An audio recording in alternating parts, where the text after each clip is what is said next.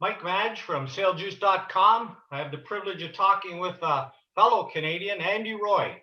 Andy Roy is silver medalist at the 1982 Laser World Championships. He's been 3-time silver medalist at the Masters World 2014, 2015, 2017. He's also competed for Canada in the America's Cup in 1987 on a boat I believe it was called True North. He's represented Canada at the Admiral Cup, and he's also represented Canada at the Canada Cup. So welcome to SailJuice.com, and thank you very much for joining us. Thanks, Mike. Pleasure to be here. Yeah. So by my calculations, now I used to be a math teacher, so tell me if I'm wrong. I don't have my calculator here, but that's 40 plus years in the laser class. Yeah, I think my first time in a laser was I boarded my older brother's boat in '74. Did a regatta and then I think I got my own in maybe '75. So then I took a 25-year hiatus. But got back in the Masters. Yeah. Yeah. So obviously a lot of changes in the boat. I mean, most people are familiar with the equipment changes, but I mean, you going back to when you won or came second, and I have to put a plug in there. I believe another Canadian was first at that Laser Worlds. Yes, Terry Nielsen, Olympic bronze medalist in the Finn. He was my training partner leading up to that Worlds. We spent 3 months in Australia, going out every day to 2-boat training, and that, of course, put us in a good condition to be ready for the Worlds, which turned out perfectly for us, or perfectly for Terry, almost perfectly for me.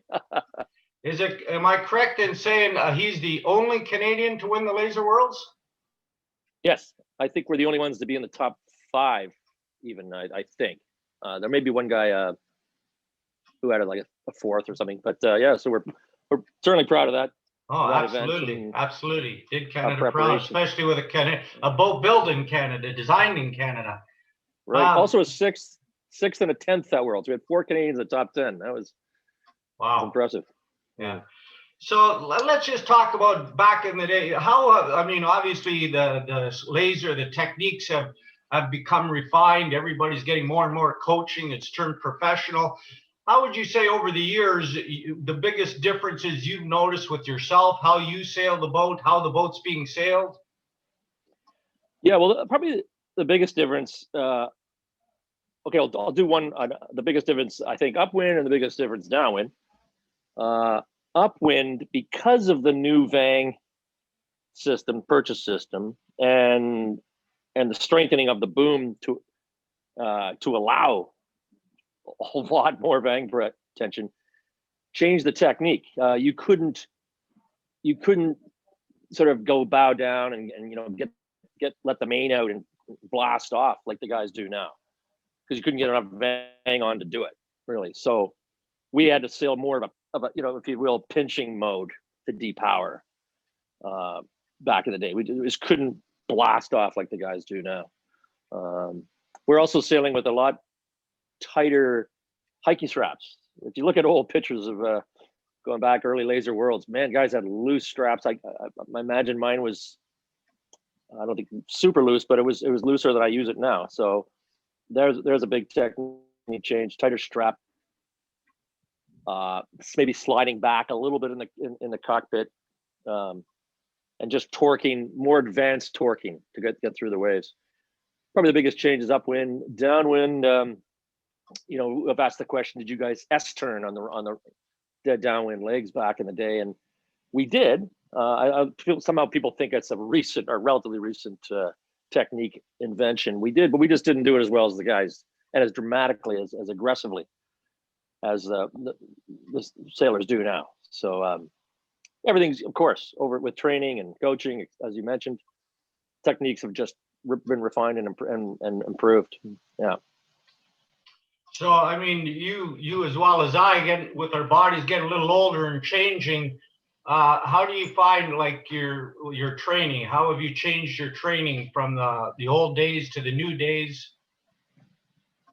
I don't think all that much, other than fitness has taken, even though we obviously knew fitness was vital back in the day, it's taken even a larger play, because you have to, you watch the guys go upwind now, the top Olympic sailors, and they are absolutely max peak heart rate, sheeting aggressively in and out in stronger wind conditions, of course, and just blasting their body and sheet through the waves.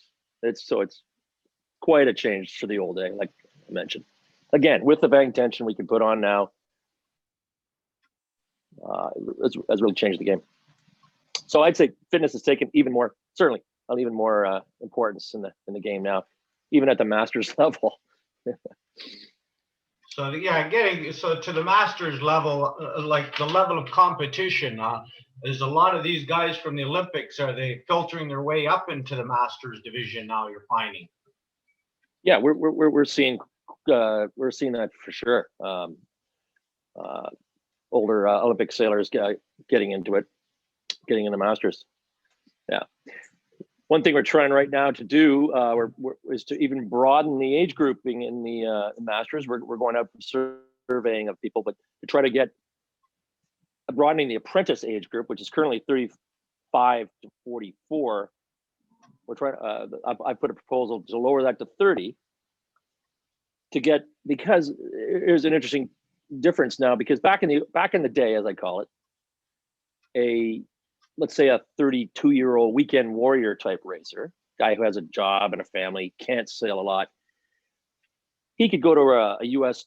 national championships, NAs. He's not going to win, but he's going to feel like he can be in the hunt in a few races, be in touch, the leader. But you can't do that now as a 32-year-old weekend warrior. You get blown away if you went to a U.S. Masters, North America, absolutely destroyed. So this is opening up a little bit more for that age group of sailor, maybe sort of a 28-year-old. Look, he can look forward to being 30, or he or she, I should say. Yeah, radial can look forward to racing competitively again at 30. We'll add a stipulation that you can't be ranked, say, in the top 100 in world sailing to prevent an Olympic circuit guy jumping into a Masters event, something like that. But we're trying to broaden the tent and make it even more accessible for more people. Yeah. Now on that point, so you got somebody that, like yourself probably, and myself, where you get out of sailing for a bit, you're raising a family, you got this old boat, you want to bring it out and you want to start racing. Would you find that, what would you say? Like, what equipment would he have to upgrade to? Can he just jump in with his boat from 1980 and still have fun doing this? I think if that boat is at near the minimum weight, it doesn't have any, the bow isn't really soft. You can push your hand against the bow if it doesn't compress significantly. I think so. I don't think you need necessarily the composite top section. I've seen guys go over the aluminum; they're just fine. So yeah, you can compete with an older boat at a club district level. And feel like you're in touch. You're probably not going to go to a major championships with older equipment that old. No, I was thinking back to when we were at the Canadian Masters last year, and that guy with a boat from 1972 was first to the windward mark. It took us a while to figure out he had an early start, but it was still impressive that he was up there. Yeah. Now, who are some of if I got this right, it's 35 to 45 is apprentice. 35 to 44. 45 to 55 is masters. 55 to 65 is grandmasters, and then there's the great grandmasters. Right. So, and also legends. Oh, absolutely, the legends. Yes. 75 plus. Yeah. So in your category, I believe you're a grandmaster now, like myself. Yeah. Well, when you go on the world's level, who's some of your top competitors that you're facing? Oh, there's some. Well, I did the Masters Worlds in Ireland, Dublin in 2018, and there were 3 former gold medalists in our division. There was Dureste, the Finn gold medalist. One was an FD crew. I forget his name. A medalist from I think the 1980 games in the Soviet Union. So that just puts it in perspective right there. 3 former gold medalists. Plus other really tough. Yeah.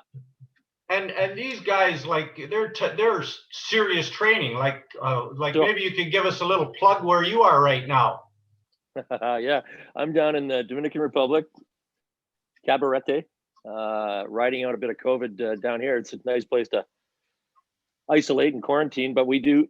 My friend Ari Barshi from the Laser Training Center here, he's got an awesome place to, sort of dream place to sail lasers.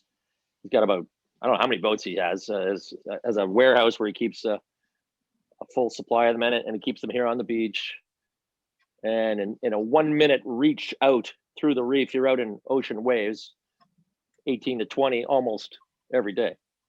Mornings, lighter air. So you can get both light air, heavy air training, warm, windy, awesome. What a place.